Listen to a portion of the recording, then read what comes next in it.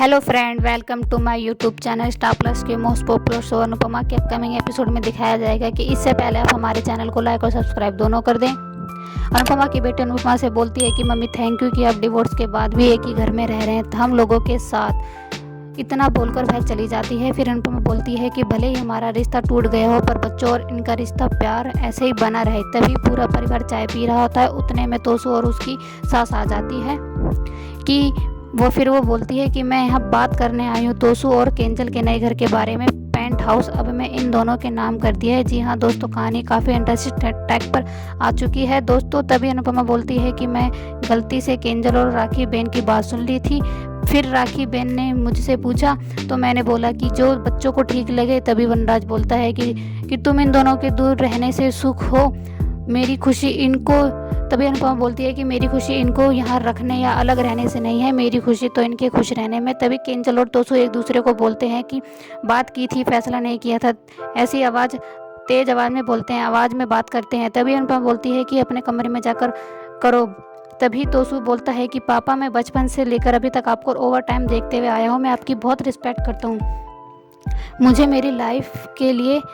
मुझे लाइफ अपने लिए चाहिए पापा, मैं अपनी ज़िंदगी अपने हिसाब से जीना चाहता हूँ। क्या अपने लिए क्या मैं इतना भी नहीं सोच सकता हूँ? कभी कभी मुझे लगता है कि मेरा इस घर में पैदा होना ही पापा जैसा अलग रहने को इतना बुरा समझा जाता था, वैसे डिवोर्स को भी बुरा समझा जाता था। पर इस घर में डिवोर्स हुआ, आप दोनों अलग हो सकते हैं, तो क्या हम दोनों अलग नहीं रह सकते? जी हाँ दोस्तों, कहानी में काफ़ी इंटरेस्टिंग टाइप पर आ चुकी है। तोसू बोलता है कि इस घर में मेरा दम घुटने लग गया है। अनुपमा बोलती है कि तोसू बस बहुत बोला, प्यार से जाएगा तो हमें भी लगेगा कि हमारे दो घर हैं, लड़के जाएगा तो ये घर पर आधा रह जाएगा। परिवार थामना चाहता है, बांध कर रखना नहीं चाहता। तभी वह बोलती है कि तू अपने बेटे के बगैर रह लेगी। अनुपमा बोलती है कि बेटी को तो करते ही विदा है जमाने में, पर इस नए जमाने में बेटे को भी विदा करने की रस्म सीख लेंगे।